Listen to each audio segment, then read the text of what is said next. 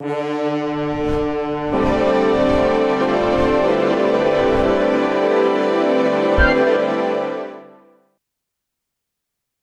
back to the Peak Performance Podcast. As always, I'm Shane Kelly. And as you might notice, I'm recording this intro a couple days after the actual recording of the podcast.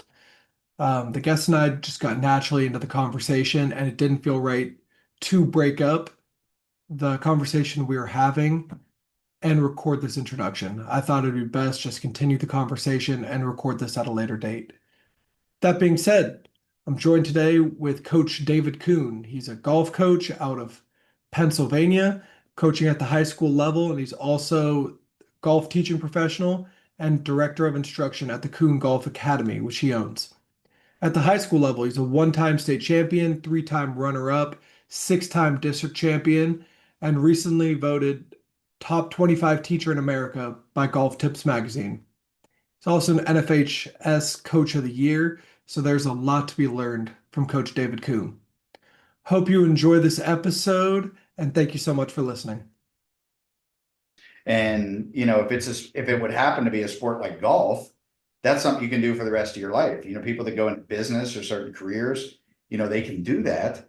And, the kids will just walk away. So it's kind of sad because you get to see it. You do it as long as I have. And I'm sure some of the coaches that you've talked to, you hear these kind of stories and it's like, man, that's a shame, but yet people want to walk around because they're looking at outcomes only and they're not looking at a process. And, outcomes will put some trophies on the shelf and some pictures on social media, but they won't necessarily build what you're digging for, which is culture and players who can say, hey, you know what? I didn't start on that team, but I was part of that team and I was proud to be a part of it. And I learned and it helped me be a better person and it helped me be better at my sport, even though I wasn't a starter or got much playing time. And I think at some point, I think that's what high school athletics should be about. 100%. Everybody's not going to be the star or the starter. And, I want kids that have played in my program, 30 years ago. I mean, heck, I just gave a golf lesson last week to a guy that was on my first championship team. I started teaching him when he was in 8th grade. He's 40 some years old now with his own kids and he's still out there grinding at it. And it's just like, those are the relationships that matter. And I see what kind of father this guy is, what kind of human being he is, what kind of, professional he is in his career. And that's to me, that's the best thing about it. And you just touched on so many topics that are directly tied to my project that I just couldn't help but smile. The process over the outcome. Like Mm-hmm. winning is great. Every coach wants to win. But if you only focus on the wins, you're going to destroy everything in your path to get there. However, if you focus on the process, treating these athletes with kindness, developing them as people, you will win. But you're going to win the right way. Right.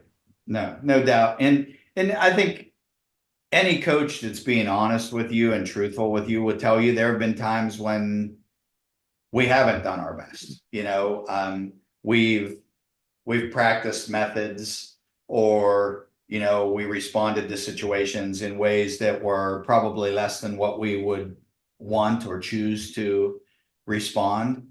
But the key is, I think the people who end up being really good at this stuff, they learn from those situations. They come back and they critically look inside and they look at themselves and they say, okay, what could I have done better? Okay.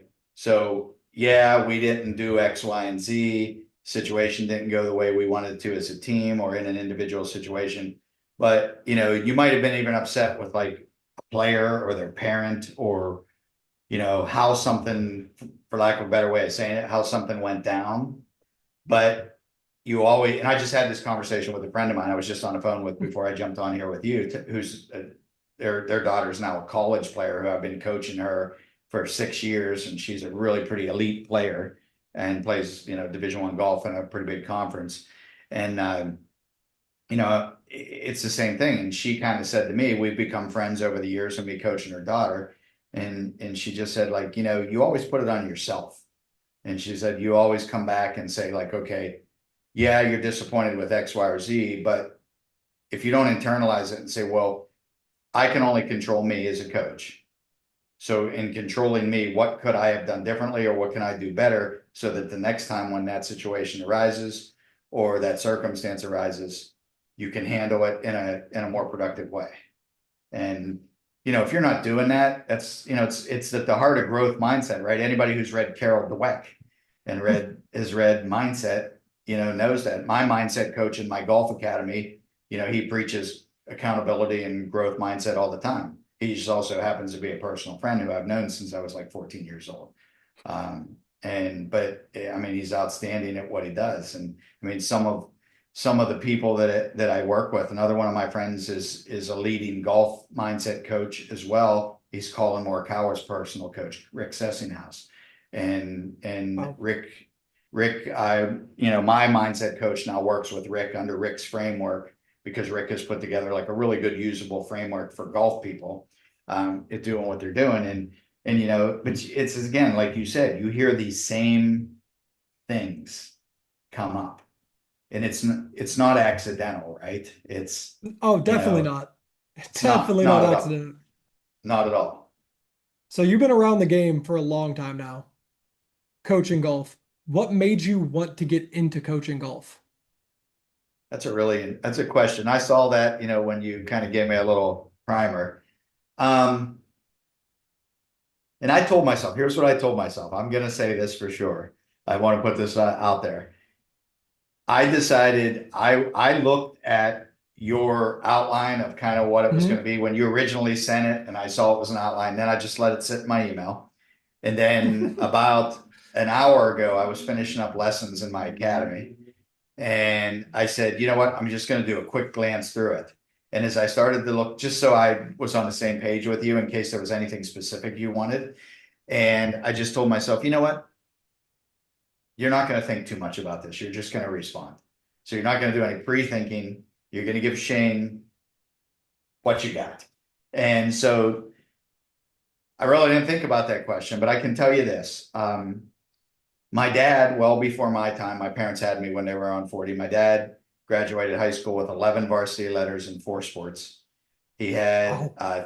37 Division I football offers, pretty much most schools in the country. He turned them all down to follow his dream of playing professional baseball. In 1950, he signed a contract with the Chicago White Sox and went immediately to the minor leagues. That got interrupted and pretty blown up because he got drafted into the Korean War. And he went to Korea. He got hurt mentally and physically, to be honest with you. I mean, nothing that was like, life altering in just the normal course of the day. He saw a lot of stuff that none of us will probably ever want to see. And, those kinds of things. He was on a helicopter detail that flew in to get guys out of the heat of battle.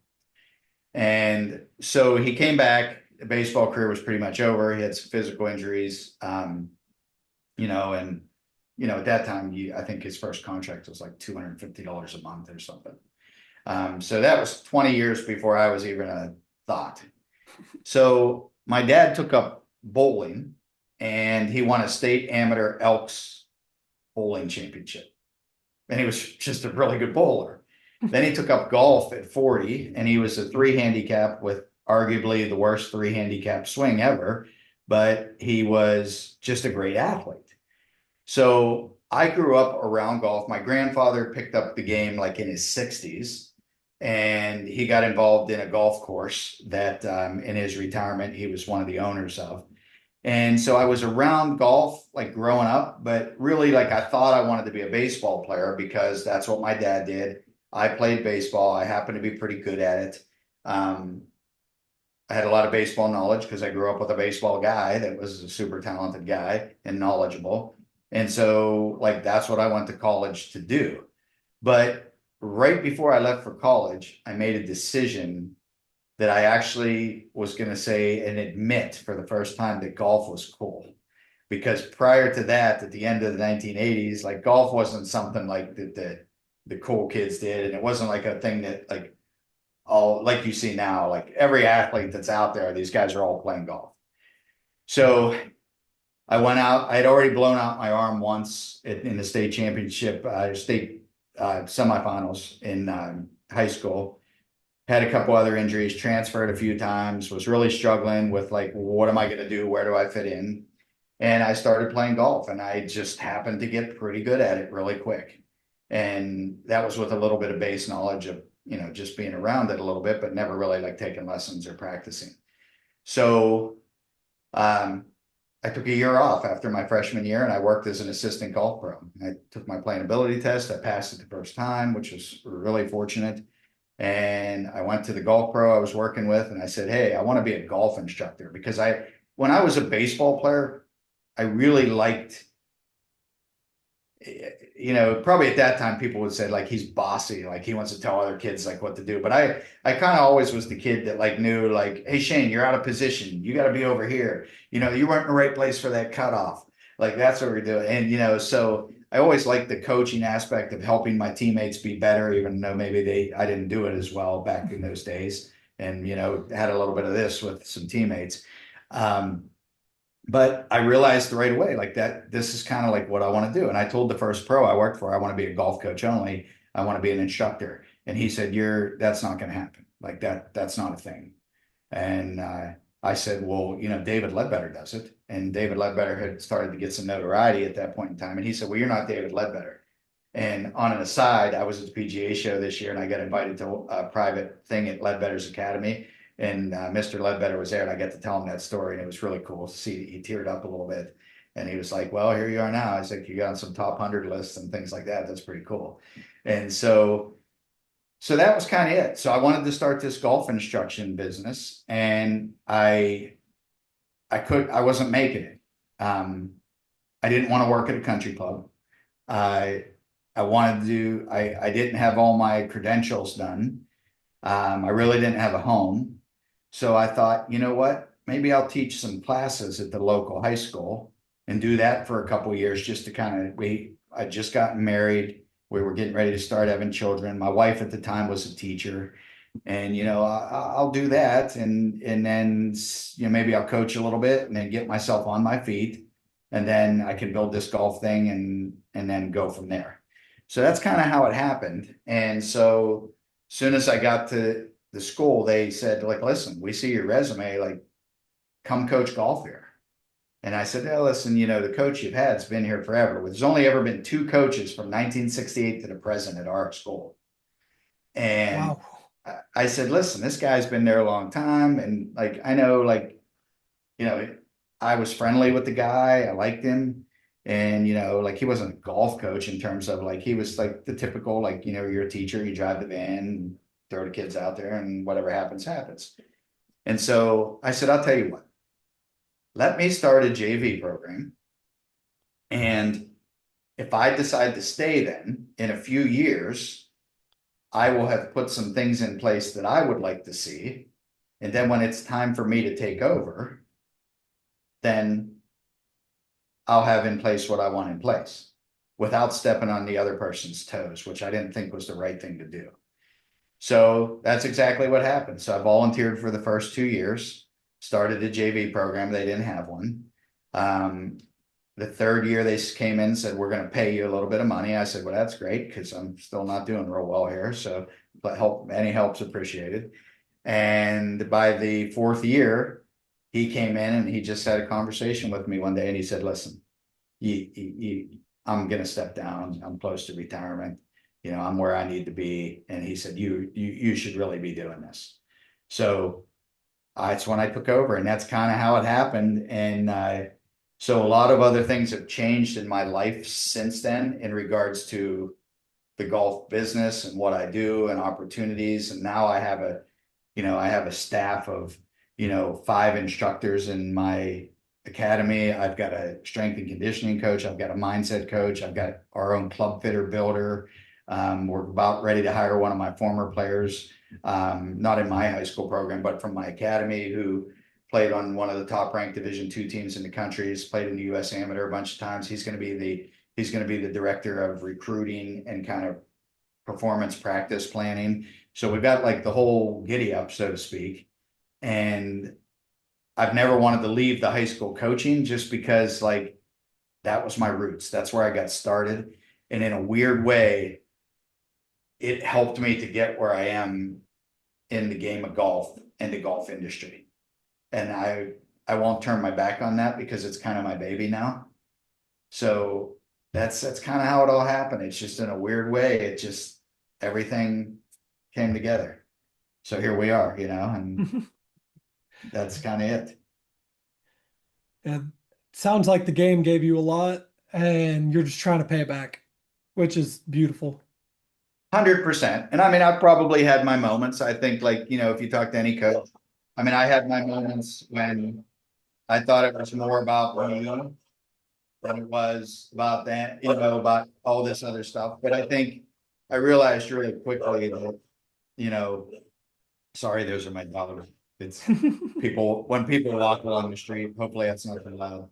Um, so I think you just realize really quickly there's a lot to be thankful for, and I know I'm atypical of a high school coach. Like I get it. I mean, in my office here, like there's the Golf Digest best in state stuff and the top 100 stuff and the national coach of the year and all that stuff. And I just look at it now and I'm like, that's more about the people who have coached with me, the people who have given me opportunities, the people who have supported me, and the players and parents that I've been fortunate to have. And, we've all had challenging interactions with people, players, coaches, other coaches. But really, like you said, it's just appreciation at this point because you realize, like, even though maybe in every instance you weren't your best, you've gotten to the point where you are because a lot of people have poured into that for sure.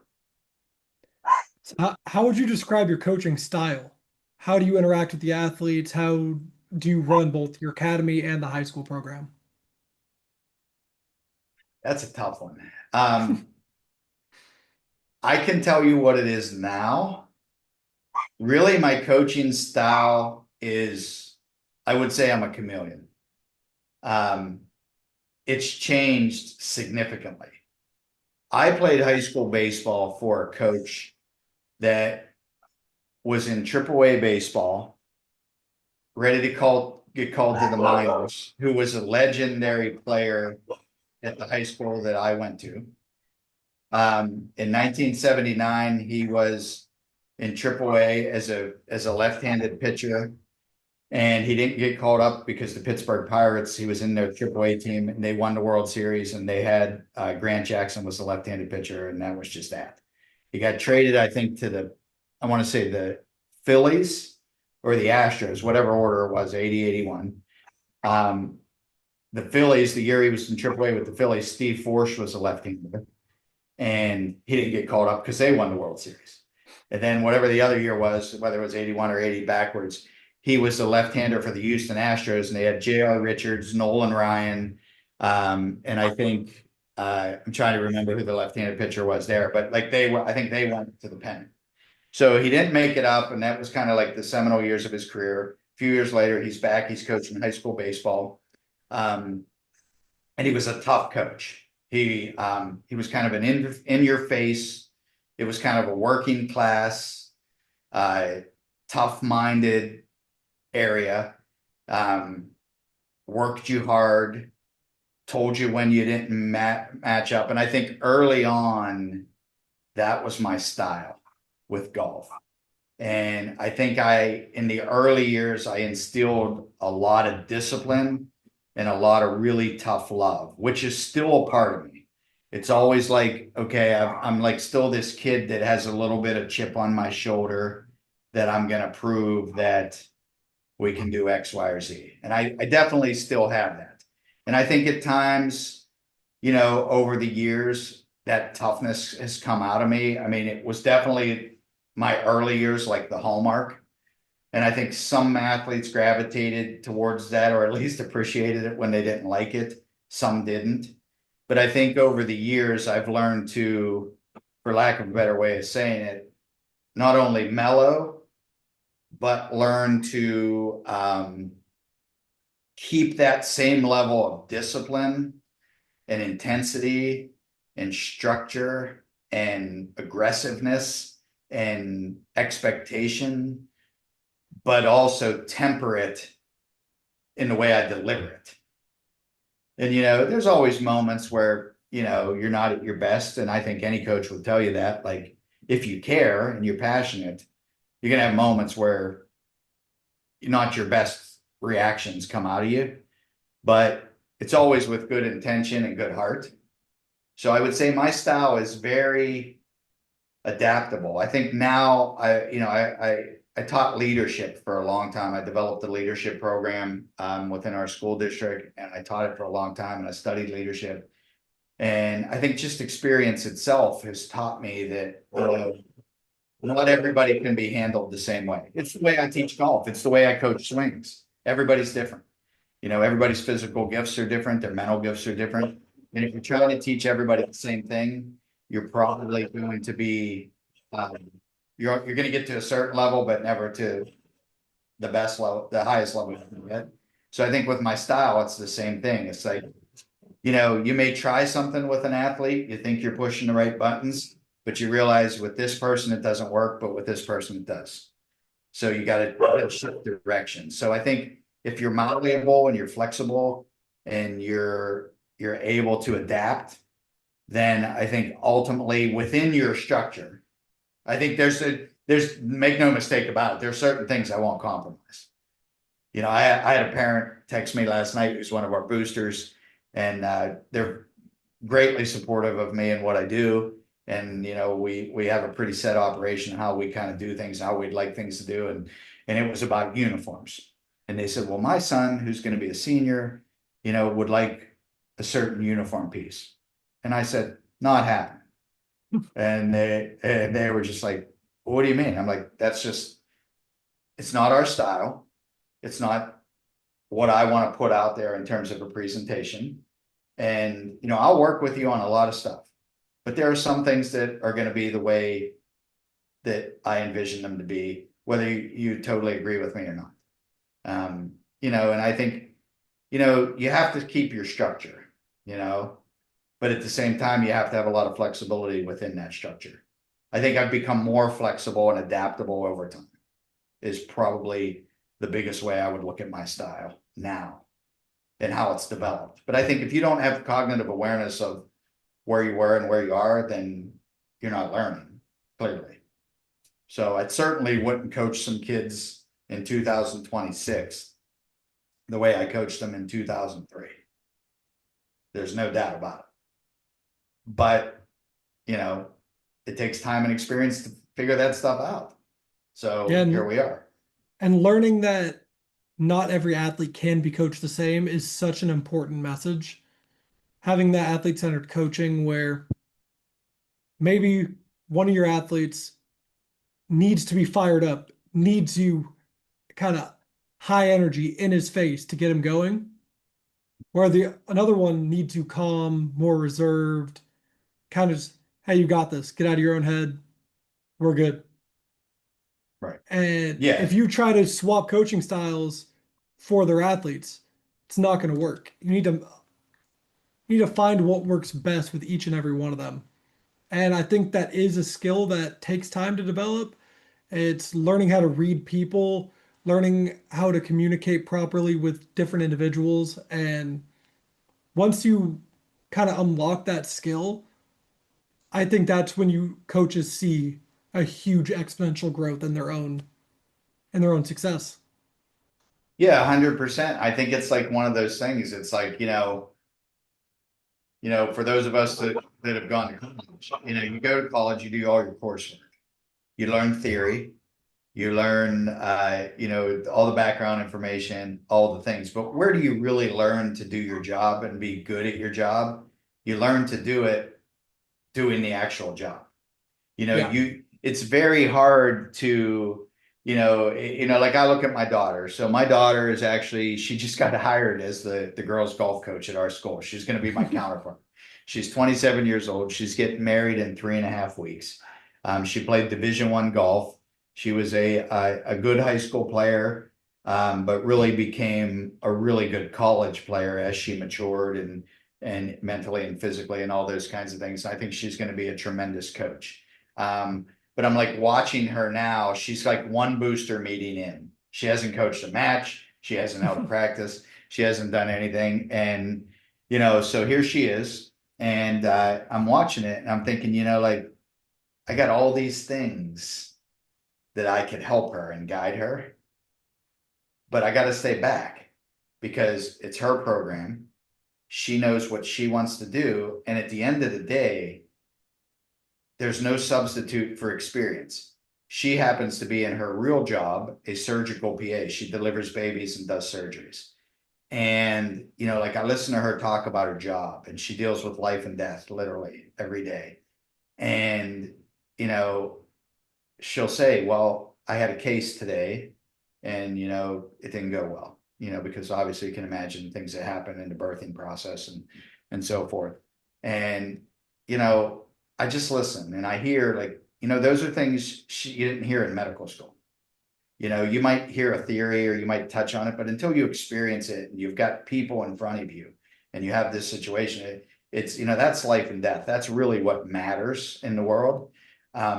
Coaching is important, but it's not clearly life and death, but it's still, you learn on the, you learn through experiences, you learn through situations, and you can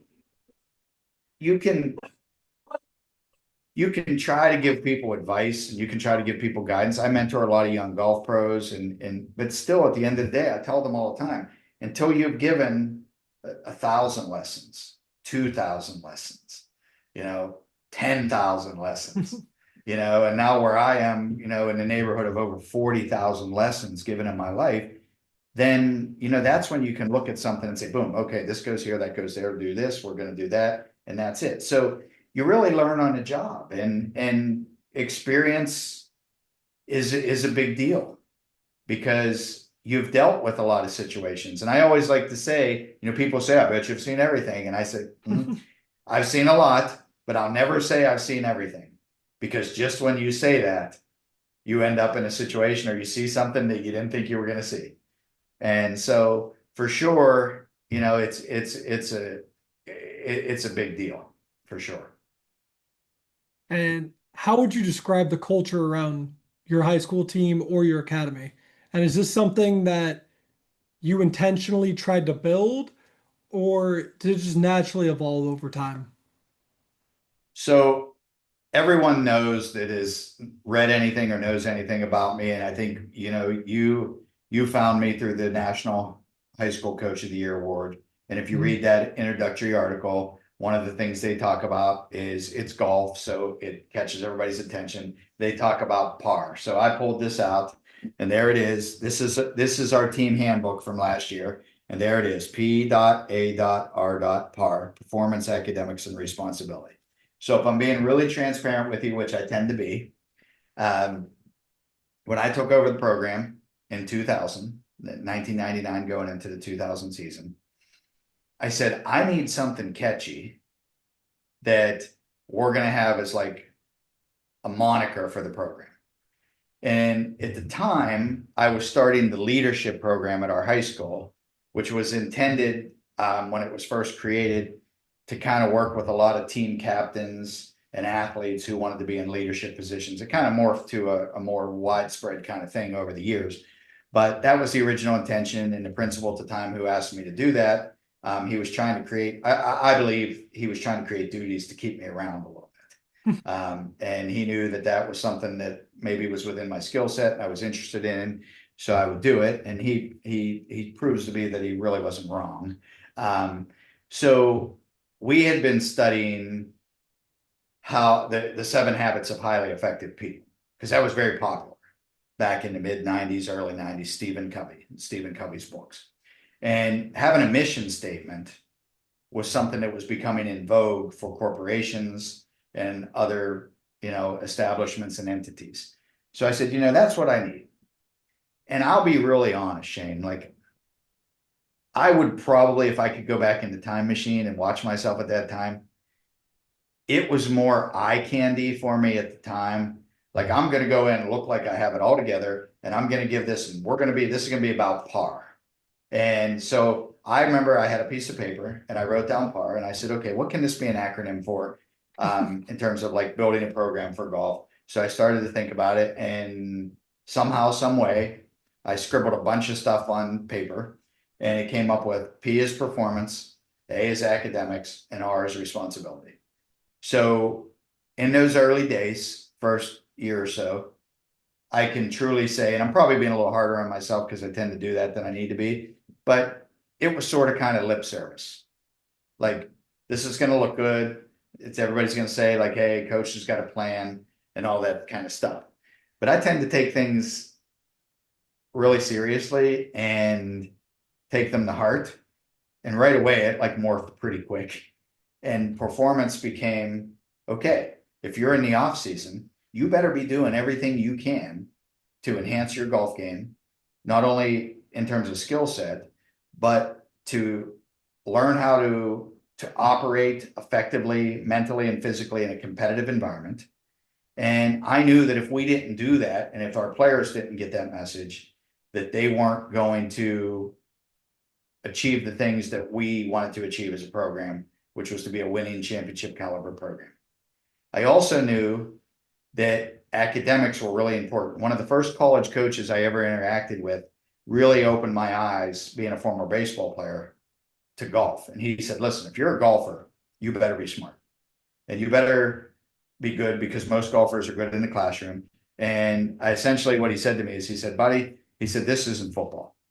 He said, this isn't hoops. You can have lower grades, but if you're a blue chip athlete in football or hoops, we're probably going to take a flyer on you, and we're going to probably get some academic supports in, and we're going to help you be successful. He said, if you're a golfer, he said, most golfers are really good academically. So if you want to have any chance at a scholarship, you better have good academic standing.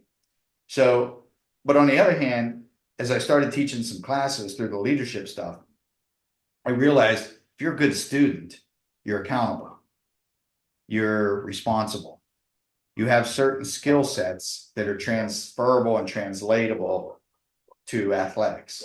So you're building, when we're working with young people, you're building skill sets that are going to be something that's going to serve them well, not only in the short time, but in the long range. So academics became very important. And I always push my players to do well in the classroom. And even if they weren't the greatest students, to improve as students. And then the last part of that is the R, which is responsibility. Like, there's no way around it. Like, accountability is, and we still talk about it to this day. My mindset coach talks about it. He makes each player in our academy have an accountability person. They have to pick 2 or 3 people that are going to be people who are going to hold their feet to the fire. He calls it using a wire brush, which I love. It's like, imagine rubbing a wire brush against your arm, and Dr. Jim Croucher is his name. He's awesome. And he's like, imagine rubbing a wire brush to yourself. That doesn't feel very good, and you're probably going to bleed. But at the end of the day, if you got some stubborn stain, you're going to get it off. And so he talks about finding people that'll wire brush you, that won't lie to you, that won't just tap you on the butt and tell you you're doing great, that will really tell you the hard truth and help you to get there. So responsibility is key. These are all habitual things. Golf, not unlike many other sports, you got to be really disciplined.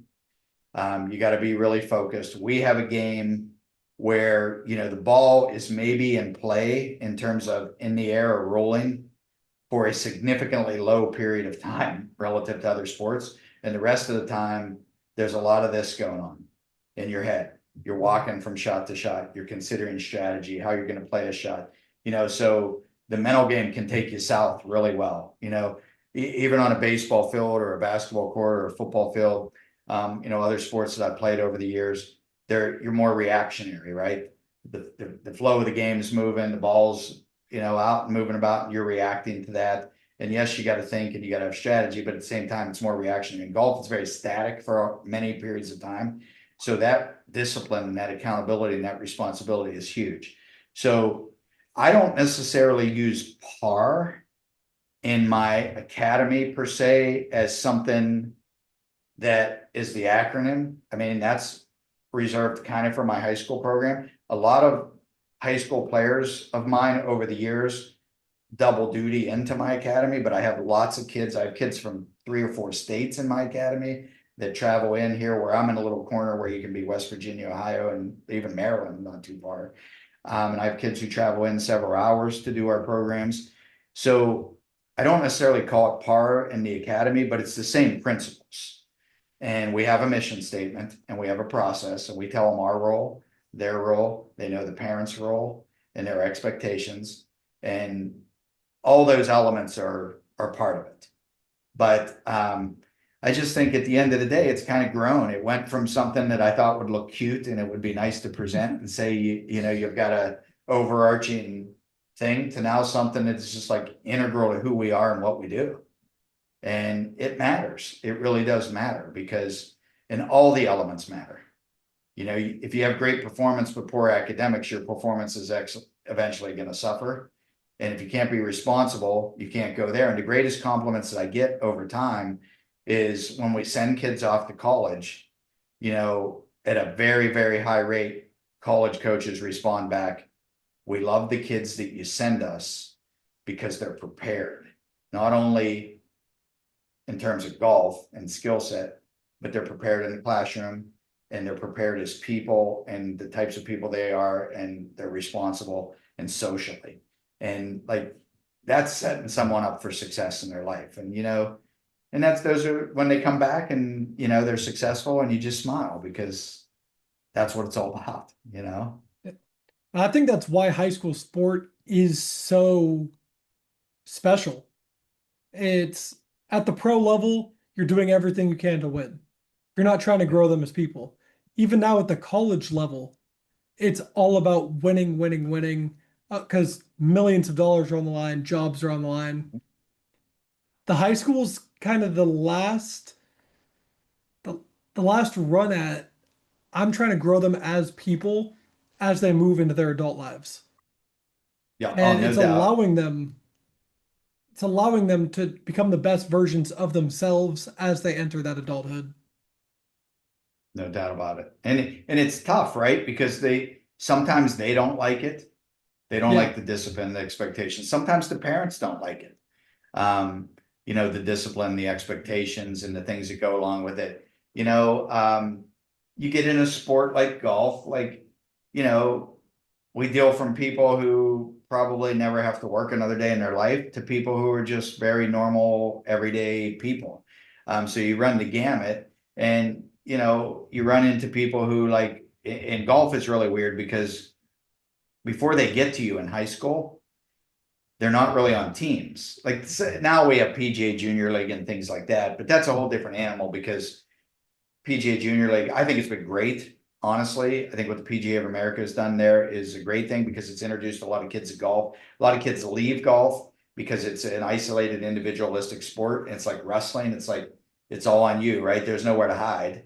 It's like any other individual sport. And a lot of kids leave golf because they don't have the camaraderie of a team, you know, or the things that they get in other sports that fulfill some belonging and those kinds of things. So the PGA Junior League's been good in that. Now, in terms of golf skill, we could argue and debate that. That's not the purpose of this podcast. So, Mhm. um, you know, it's a scramble. And, you know, no one's going to go to college on a scholarship because they played PGA Junior. If you and I are playing PGA Junior League, it's a scramble, and we're not putting up our own score. And even though we're good players, that's not the path to getting a college scholarship. But it's really important because kids are on a team. But other than that, they're really not getting exposure to teams until they get to high school. So I get people who come to me, they've done all their own travel. They may have their own coaches and swing coaches or club pro or whoever's helping them develop their game. They practice when they want to practice, essentially by themselves. They travel to tournament. Yeah, they get to know people and stuff, but by themselves. Now, all of a sudden, they're in, and it's really weird, like, versus other sports. Now, all of a sudden, they're in a team environment, and they got this guy who's supposed to, like, now at this point, right, have these credentials and X, Y, and Z. And he's saying, we do this, we do this, we do that, and that goes, and this doesn't go. And like, I see my daughter kind of experiencing that already in the early stages of her coaching career. And some people kick back against that because they've called their own shots forever. And now you're at the high school level and you got to be part of a team. And so the whole team matters. And I remember I told a guy one time, and I don't really want to give the details of the story because I just don't think it's fair in a lot of ways. Even though I would tell you someday off the record, we have dinner sometime. Hopefully when you become a big time name in sports psychology, I'll remember I was on the podcast. I'll look you up. And we stay in touch. But the guy was very wealthy and he came to me. It's probably my third year. And essentially one day he wanted to donate a lot of money to the program. It was extremely significant. Like if I told you the number and the time period, it would blow your mind.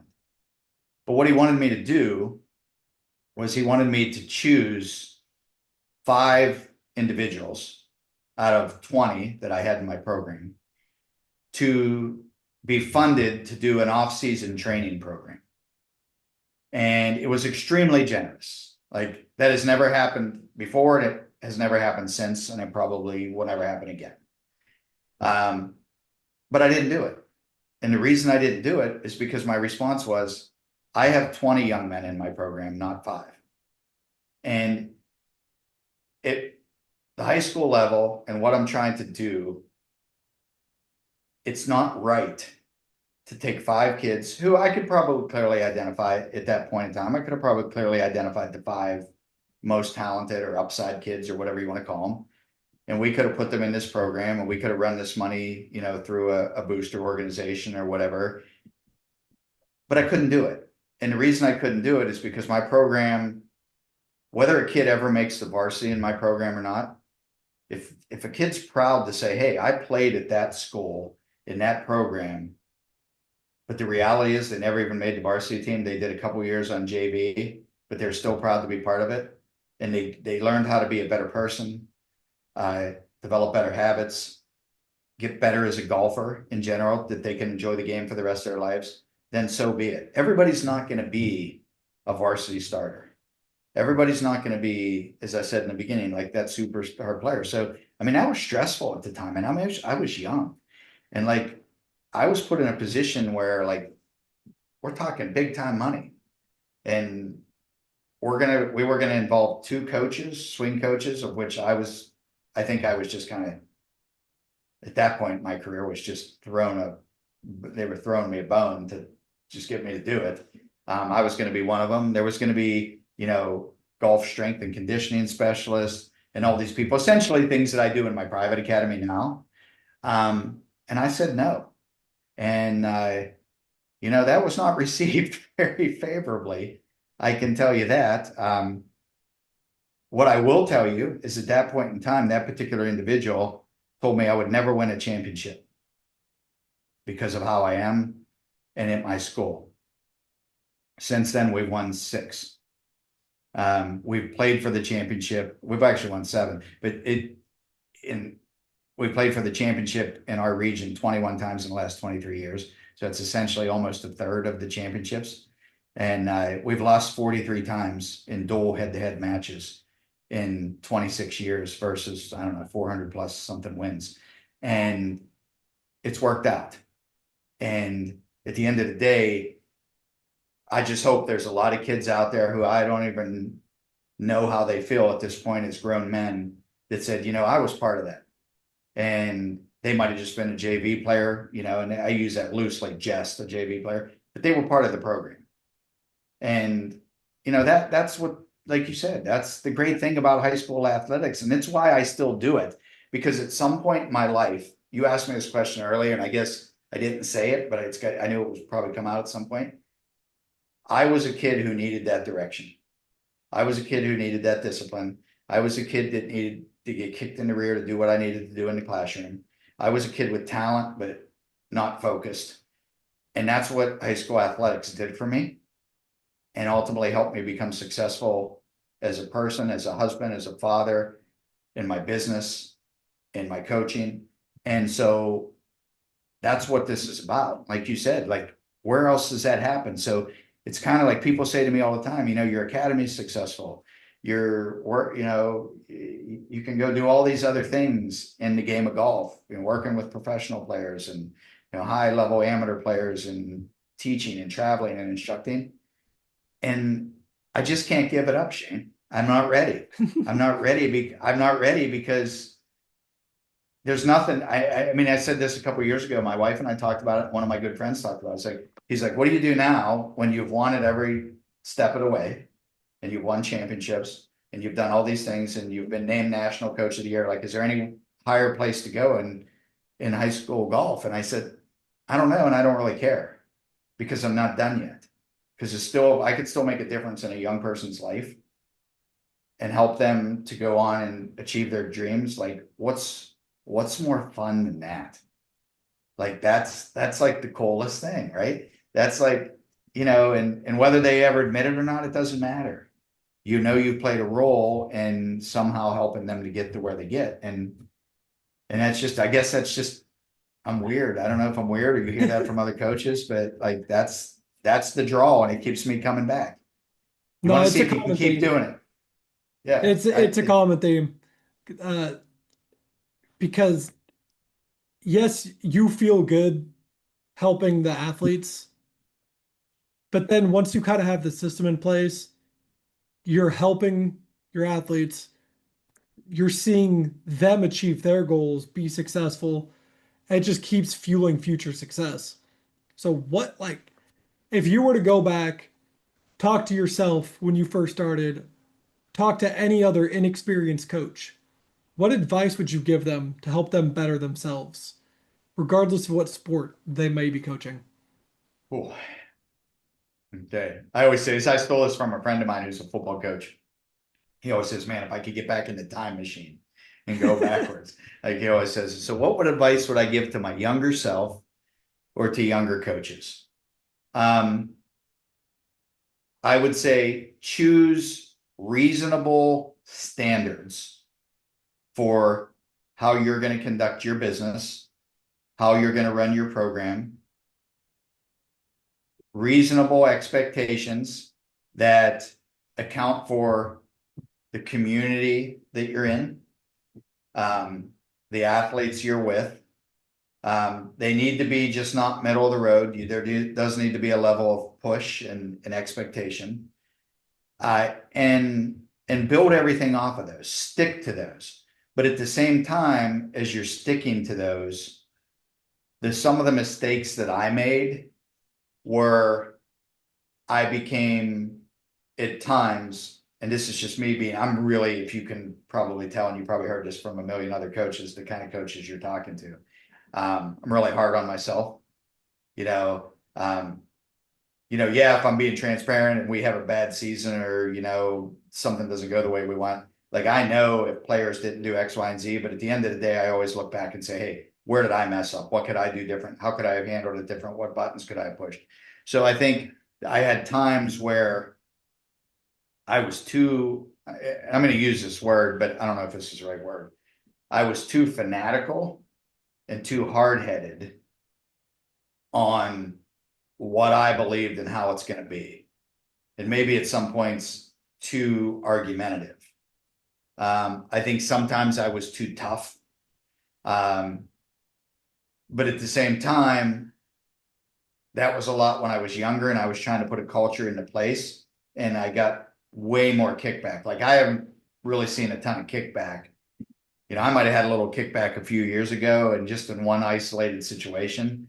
And, it resolved itself really quickly just in terms of like what I expected and how, a player wanted to either fall in line with that or not. But I think the thing is you got to have a standard. You have to have a set of expectations and you've got to be willing to uphold it. That's the key. A lot of people can write stuff like this on paper. A lot of people can write stuff like this on paper. But unless you're willing to back it up, don't do it. That's at the end of the day. And I think that's what happens with a lot of coaches. Coaches will say they have rules, but then I'm not going to say it on this because I'm not going to speak that freely, but you have to have the what to back it up. And sometimes people aren't going to like that. And sometimes it's not going to be comfortable. But if you don't uphold your standards, what do you have? You you lose it all. You lose your integrity. You know, your integrity is a consistency in the way you perform your duties.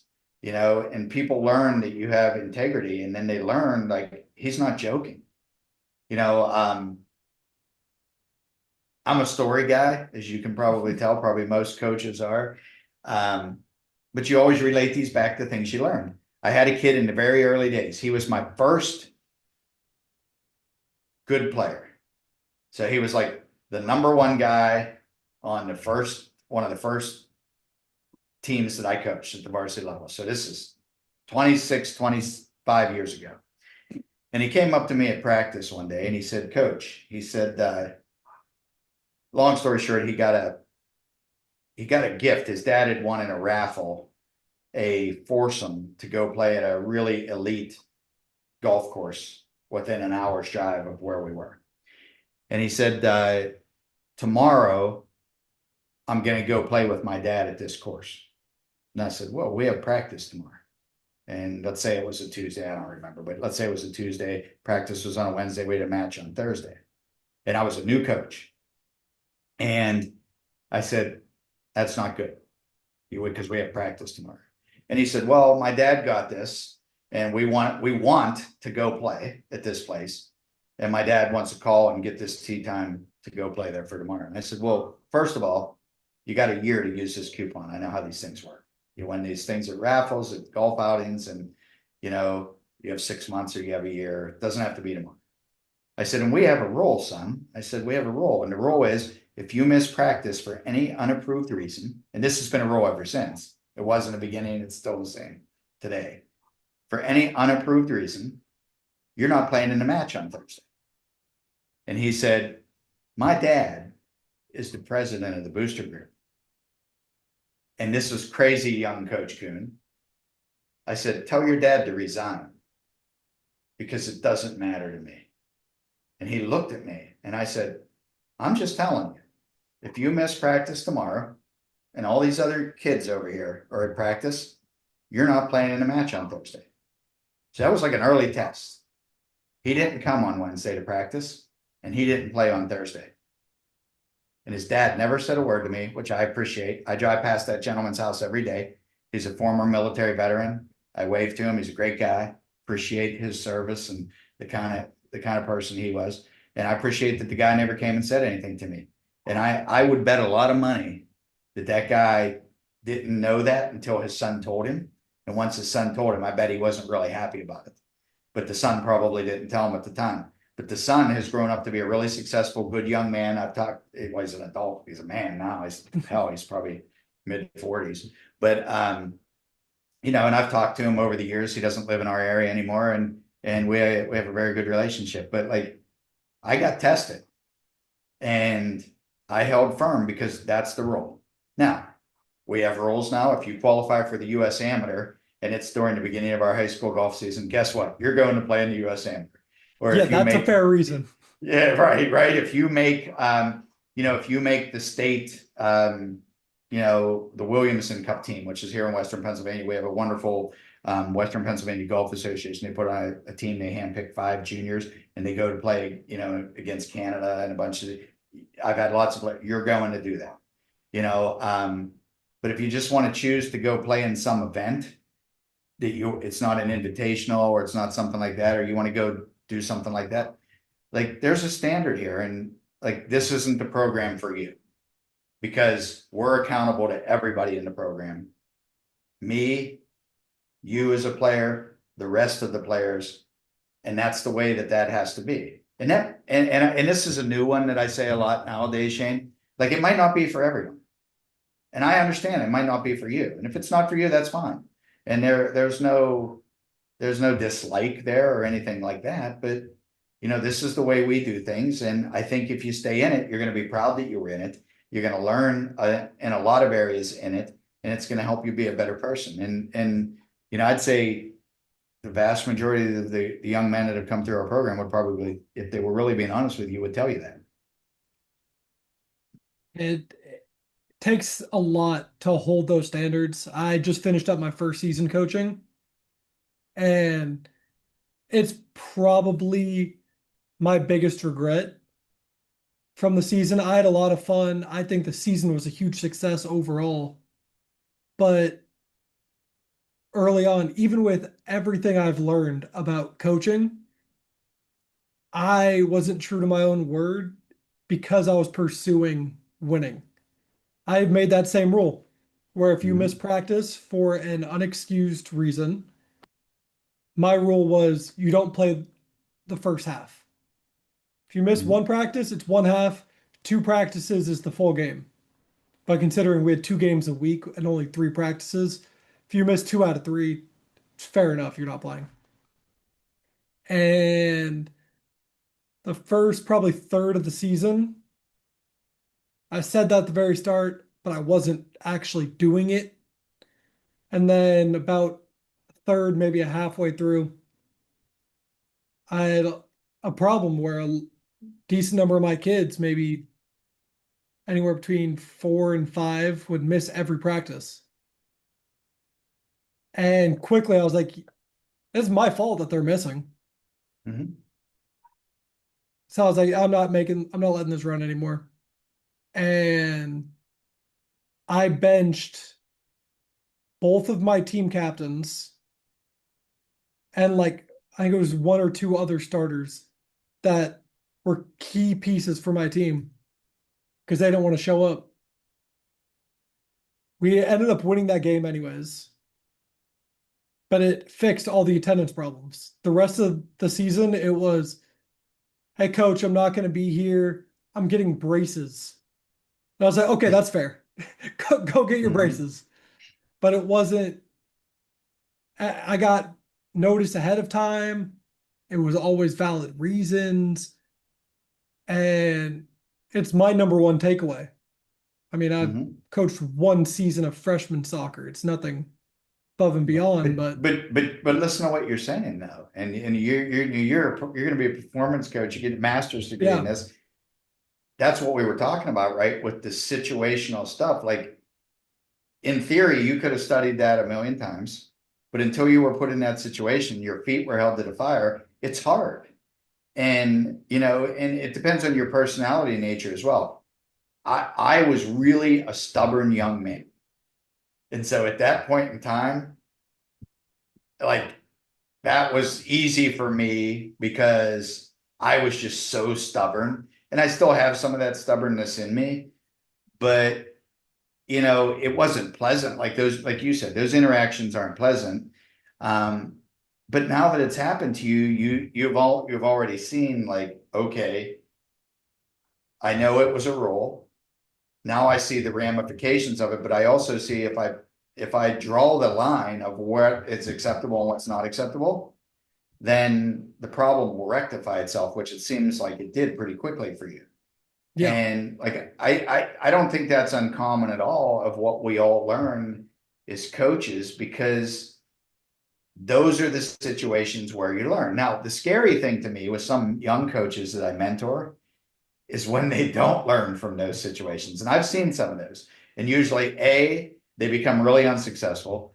B, they probably lose their job because you still have to, run a reasonably successful program. I mean, at most schools, and if you can still have some degree of success in some measurable form, um, or they just get so overwhelmed, they're like, heck with it. Like I'm getting out of coaching. I'm going to go do something else. But yeah, I think it's one of the underrated things where if you watch coaches and you talk to them, like those are the challenges, right? Those are the things that, I mean, that pit was in your stomach probably when you're like, oh man, like look what's happening here. But the beauty of it is I always know that a coach is in the right direction when they say things like, you listen to language that's used. It was on me. I learned from it. I was the one that caused that situation because I used to say those things to myself and think I was crazy, and because like people around me that were like weren't coaches and were supportive were like, it's the kids, it's the parents, and I'm like, no, like what about me? Like what about I didn't handle that the way I should have or consistently or whatever. So Yeah, I think at the end of the day, like as weird as it is like I've been doing a lot of the same stuff for 30 years and reacting in a lot of the same ways, not every way, but and it's that level of consistency which brings about a lot of consistency in results.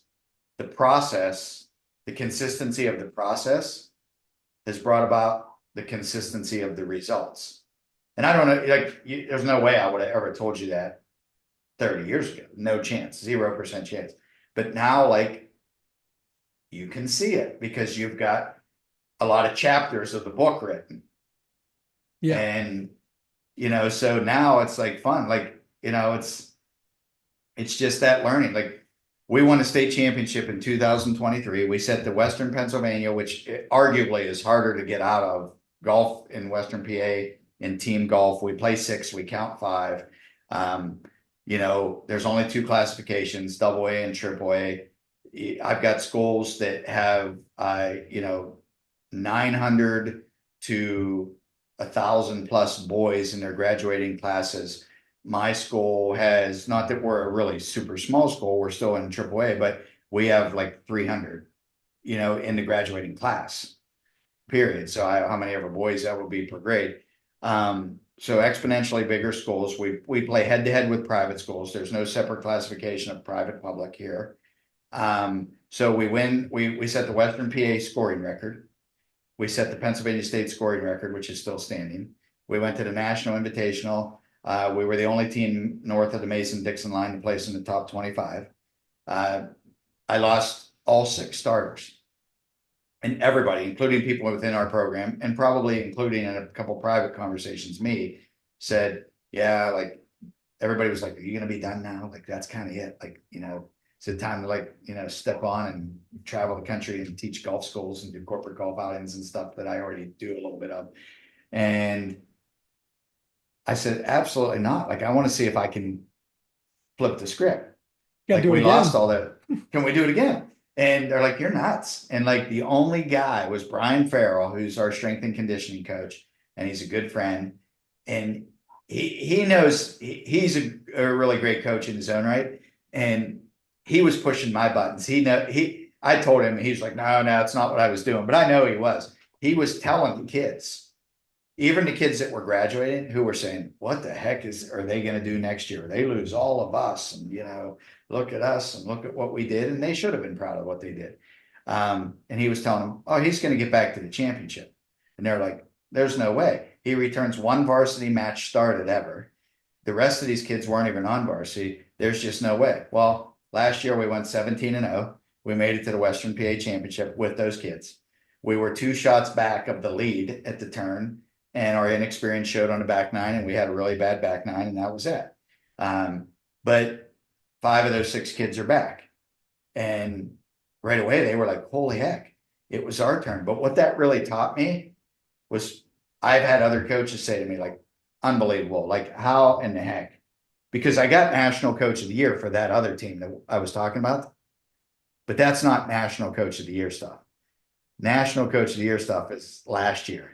Return one varsity, and that's not National Coach of the Year, Dave Kuhn, tap myself on the back. That's everybody that's involved in our program, our parents, our kids, and the culture and the process, recycling it and making it going. And I'll never forget the first match we played last year. It was a dual match with a neighboring school district who's a rival.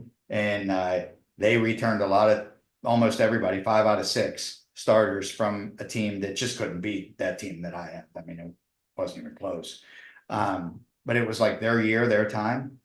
And this guy's a baseball background. He's a nice young guy, good young coach. And he said to me, he said, what do you think? And I said, I don't know. I don't know. I have any idea what I have. And he goes, yeah, I'm sure. He said, I've seen your program. I'm sure it'll be just fine.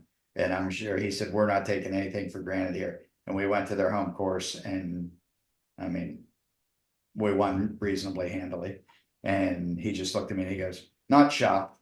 And then the word started to travel, and people were like, because they all thought that was going to be like the year we lay an egg. But like historically, generally speaking, we haven't, because people buy in. And it's that whole, like you said in the very beginning, it's the process creates the outcome, but the process is a hell of a lot harder than anybody can imagine. Because you got to do it day in and day out, year after year, situation after situation, player after player, parent after parent, group after group. Okay.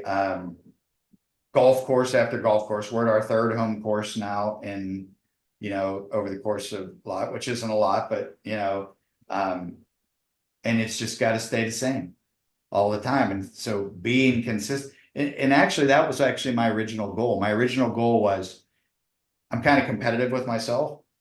Can I build a program that always has a chance every year for however long? And at first I said that because I hate to lose more than I like to win. And you probably heard that before. And that's the most fun thing about it is like, okay, everybody said we were dead. Can we rise from the ashes in terms of relative, not trying to over dramatize it, but and that's the cool thing about it. Can you take a different group and make it happen again? And I think any coach you've probably talked to says the same darn thing. Each group presents its own opportunity to see what we can do. And once you figure out what the group can do and how to navigate that, the sky's the limit. You just keep working off of that. That being said, that's all the questions I had for you. I really enjoyed this conversation. So thank you again. No, you're welcome. This was a lot of fun. I mean, it's just it's not my normal kind of podcast I do. People want to talk about golf technique and how are you going to teach people to swing a club better and score better and read greens and all that kind of stuff. But I love what you're doing. I think it's awesome. I don't think too many people, at least in my travels and my experiences, have dove into the concepts and the topic and the overarching theme that you're diving into. And somewhere in there, whether it's in a simplistic form or it's in much more depth, you're onto some gold. Well, thank And you. whatever, honestly, man, whatever that ends up looking like, whether that becomes a book or a program you do or something for coaches, it's going to be good because you're getting to the cause. I always say in golf instruction, people tell me all the time, like, what's the key to golf instruction? I said, you got to be able to identify the cause of the fault, and you have to rectify the cause, because there's a lot of instruction that focuses on effect. And when you're just dealing with the effect, you don't ever really fix the cause. And you're honing in on what causes great coaching, great programs, great teams, and success. And I don't know, I just haven't seen a lot of that. So kudos to you, Shane. I mean, it's awesome. Thank you. I really appreciate it. Have a great rest of the Yeah, day, coach. yeah, you got it. Take care.